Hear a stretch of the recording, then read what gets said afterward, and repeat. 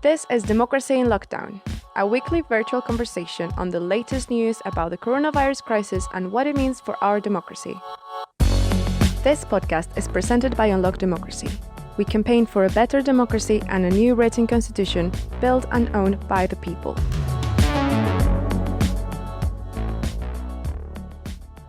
Hello and welcome to the 6th episode of Democracy in Lockdown. My name is Sam Coates and I'm the Campaigns Officer at Unlock Democracy. I've also got today with me Trudy. How are you doing, Trudy? Yeah, I'm really good.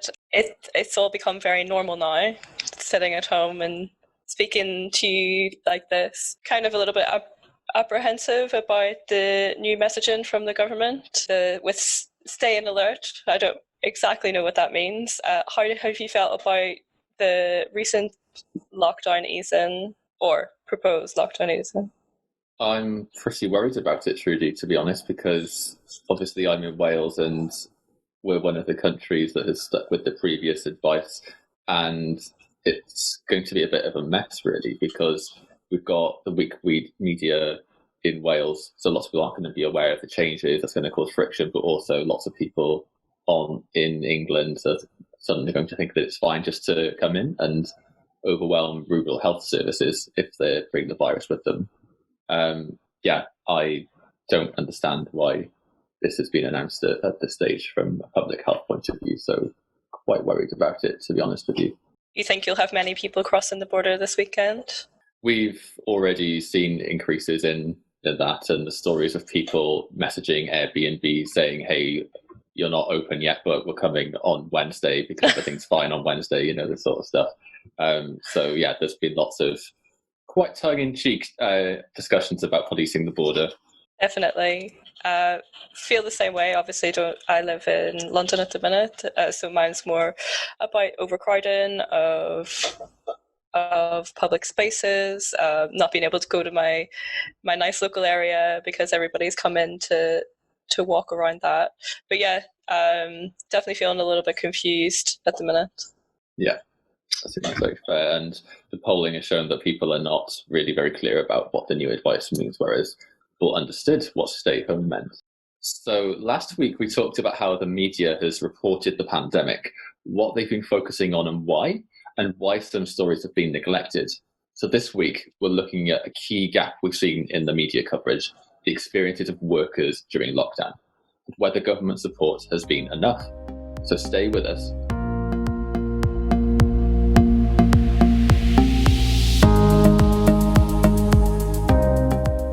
We're recording this on Tuesday the 12th of May.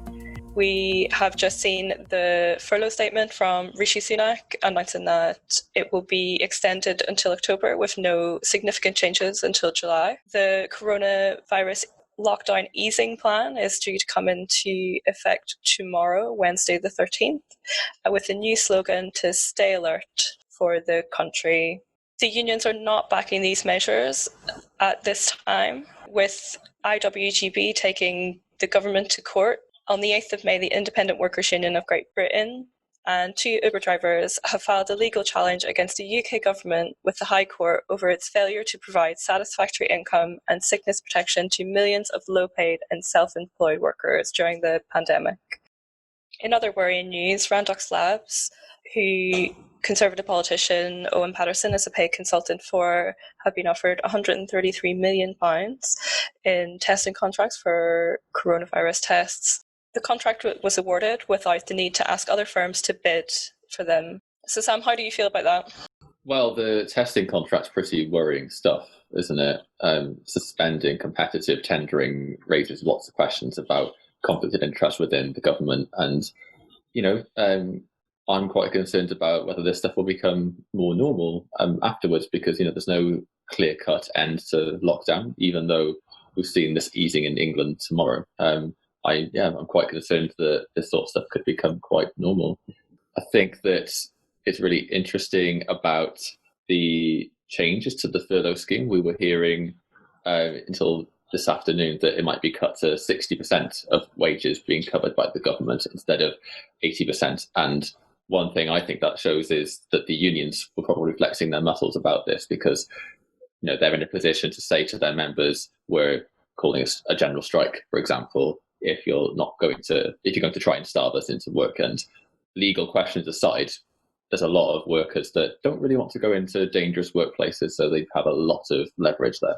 Absolutely. So before we go into the background of the furlough scheme and employment law and onto our statement we received from a worker themselves, it's good to talk about some international comparisons like we have done before. It's good to put it in context of what some other countries are doing.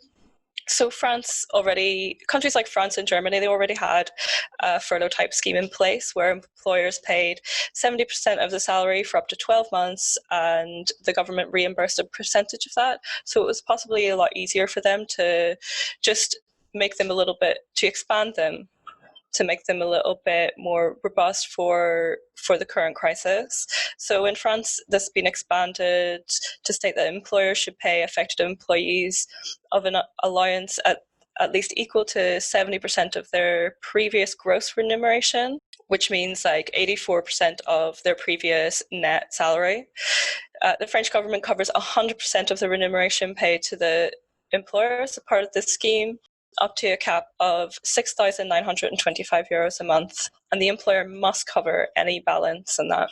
In Mexico, for example, the federal government allows loans for entrepreneurs and small businesses of up to 25,000 pesos to be paid in a period of 3 years. It's important to note that according to the Mexican Institute for Competitiveness, these small businesses employ over 69% of workers. However, more economic packages depend on each federal state and the implementation varies across Mexico.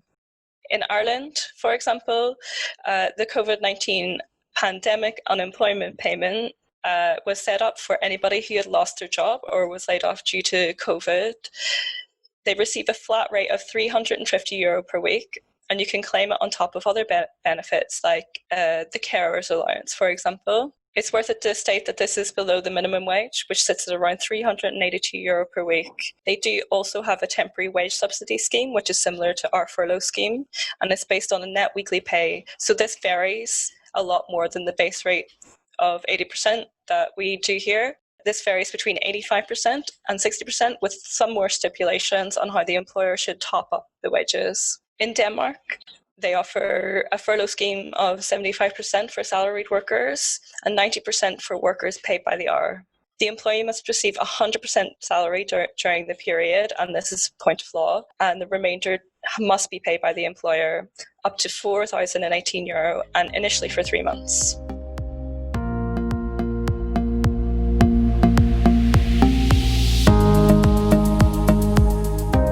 So, Trudy's given us a kind of summary of what the job support schemes have been like across the world, and I'm going to spend a minute just going into the details of the economic support measures the UK government has brought in since the start of the crisis.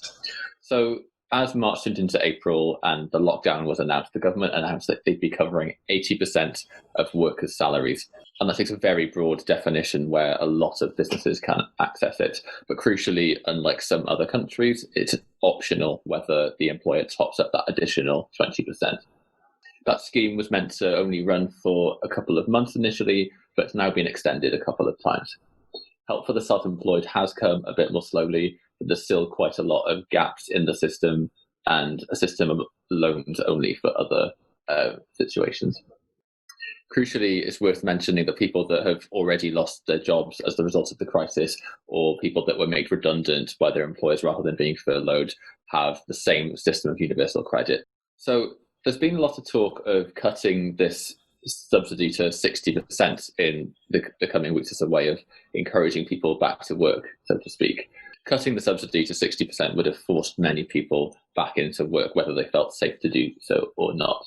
So there's been a lot of talk in the past few days about something called Section 44 of the Employment Rights Act of 1996.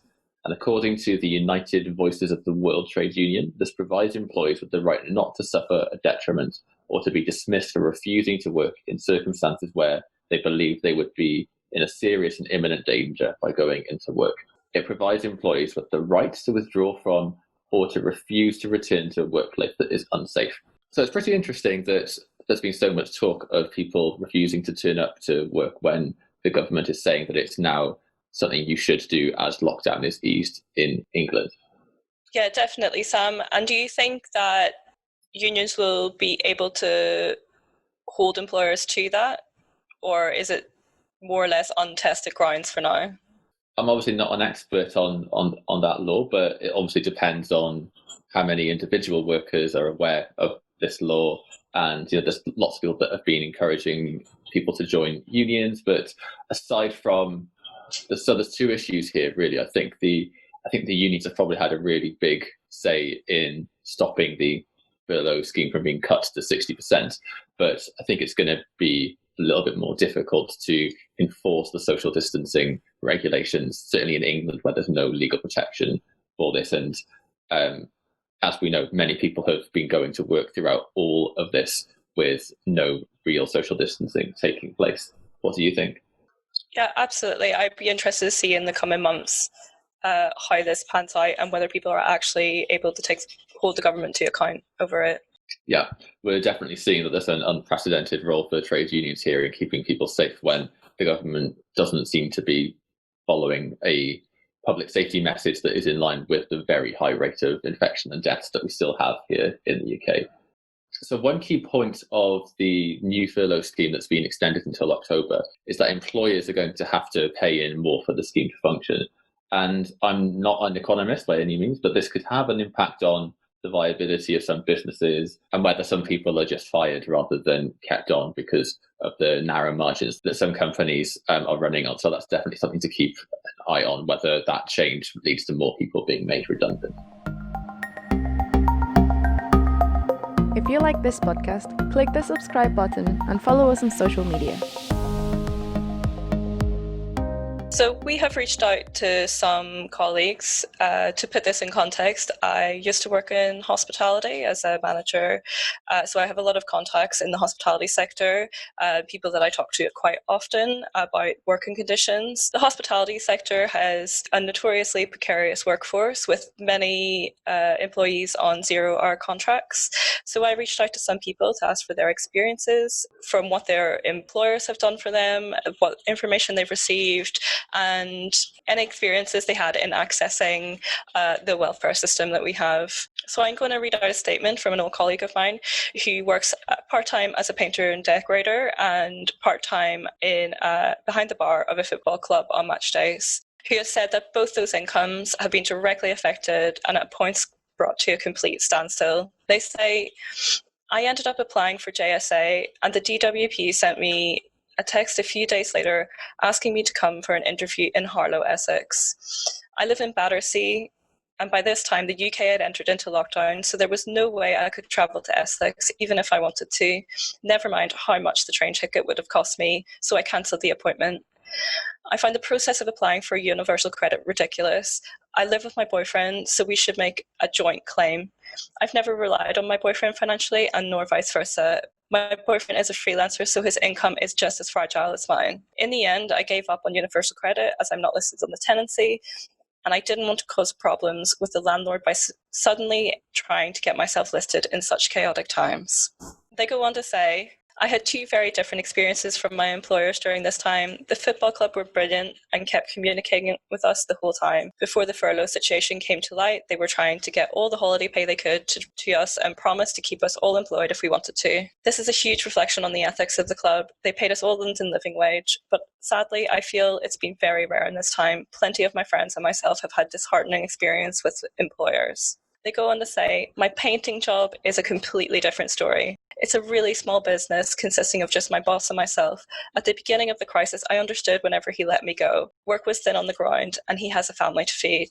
Eventually, he called me up and asked me if I wanted him to take me back on so I could receive furlough money on his accountant's advice. Long story short, I started the process, and every time we spoke on the phone about details, my boss would boast about how I should be so grateful that he's sorting this out for me, as there is no legal requirement. Wow. I tried to laugh it off to myself, but this attitude was the same one being held by so many bosses and corporations across the UK and was being supported by the government.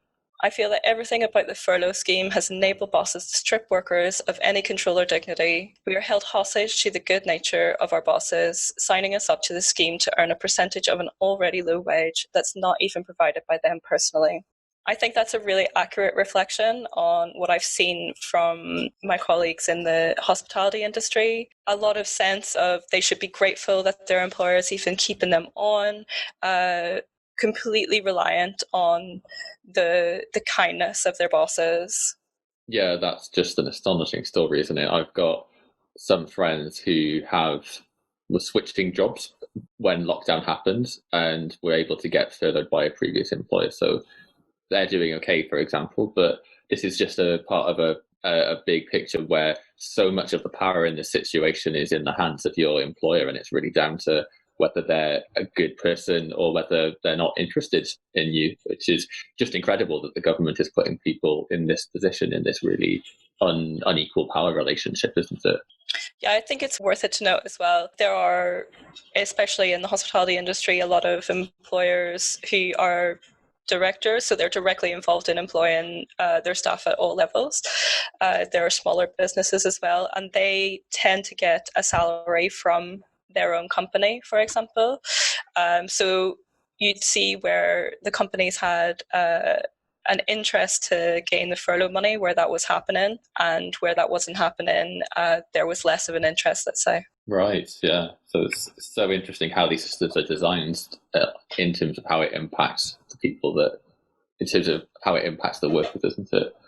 We've talked a bit about hospitality workers, and that's kind of the only clear-cut example of where, if the scheme is operating properly, people should be furloughed. But something that's kind of being lost in a lot of the media discussion about lockdown, for example, is that as opposed to most of us being sat at home baking sourdough, which is the vision you sometimes get from reading the newspapers, up to half of the workforce has been going to work as usual. And that's a lot more than just NHS workers, more than waste collectors. This is huge numbers of people in non-essential parts of the economy, like call centres, for example.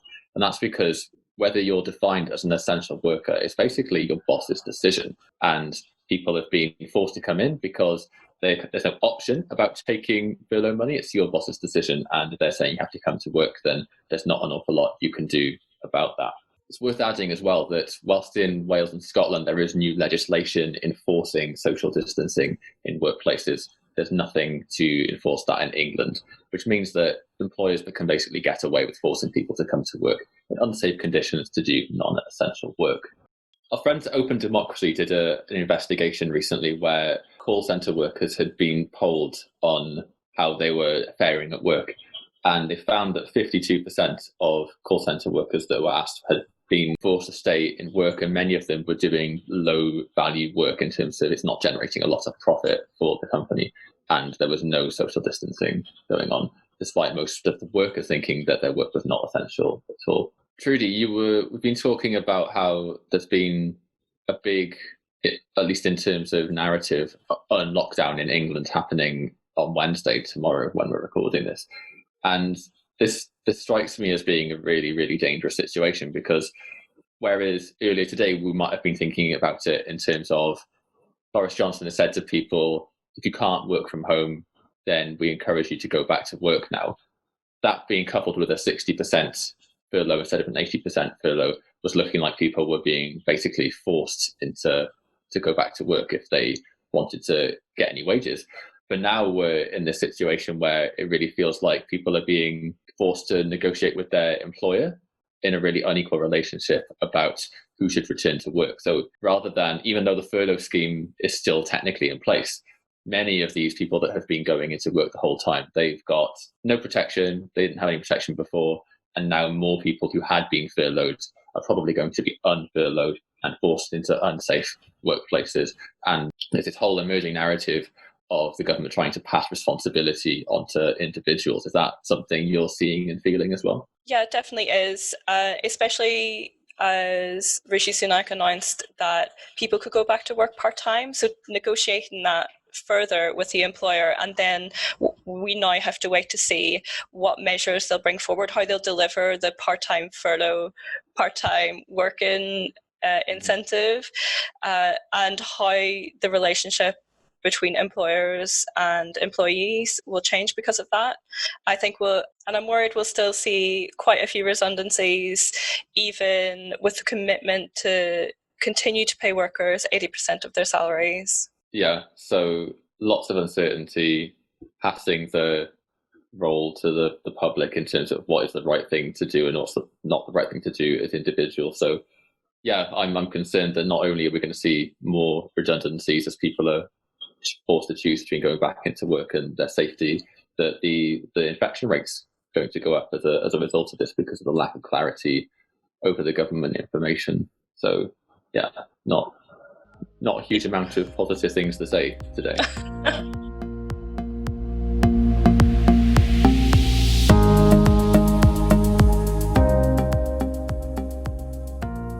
So what can we conclude from this conversation? It seems to me that although we talk about living in a democracy, there's only certain parts of our lives that are actually run democratically, like who we get to vote for. And there's a whole section of our life we spend at least a third of our waking hours at work on average, but they don't function as democracies at all.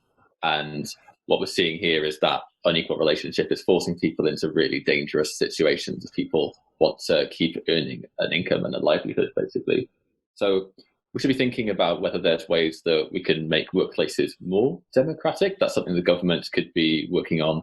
And countries like Germany, for example, where you've got employees on the boards of corporations, is something that maybe we should be looking towards. Definitely. It's such an interesting concept that you would have employee representation in the board of your company. And I think it can only be useful to get that perspective. So what would you like to hear on our next episode? Let us know by leaving your comments on social media and tagging #democracyinlockdown. Stand with us to transform democracy. Join us at our Democracy After Lockdown event. Follow the link in our description. Thanks for listening. Me and Trudy are going to be taking a break from this next week, so you'll be hearing some fresh voices from the Unlocked Democracy team. Thanks very much. Thanks, Trudy. Bye. Bye. Thanks for tuning in. We'll be coming back next Thursday with more. Remember, you can reach us on social media and tell us what you think we should discuss next week. If you like this podcast, please subscribe and share. Stay home, stay safe.